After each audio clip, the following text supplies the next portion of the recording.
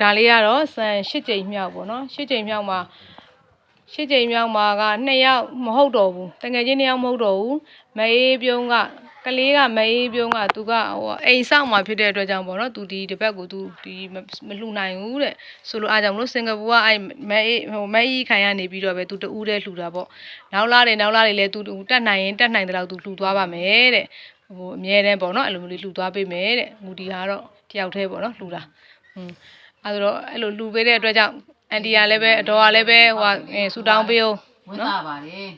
ခဏကလာတိုင်းသူဝေးနေဝင်သားပါတယ်ကျေးဇူးလည်းတင်ပါတယ်ချဲလေးထီလေးပေါက်ပါသေးကျမကြီးကဒီလူဆိုင်ဝင်သားပါတယ်ဝင်သားတာတော့ပြောနေတယ်လူရင်းမတွေ့တာလို့သမီးအောင်အန်တီကိုဗာပြောဦးလဲပြောလိုက်အောင်သမီးလူရတဲ့အတွက်သမီးကိုသူပြရတဲ့ကျေးဇူးတွေပါစာလဲစူးစမ်းမပြောလိုက်စာလဲစူးစမ်းပါစာမှုရတဲ့အောင်ဖြေပါမယ်အောင်ဝဲအောင်ဖြေပါတဲ့မပြောကျောင်းမှာဆိုတော့ဝူရူကျောင်းဆန်တော့ဟိုနေဖြစ်မှရမှာနော်အောင်ဝဲအဲ့စုဝင်အောင်လုံးမရမှာနော်စုဝင်မှဒီစုချမှာဟိုကစုမဝင်စုမချဘူးနော်ကြားလားစာကြိုးစားမှာလား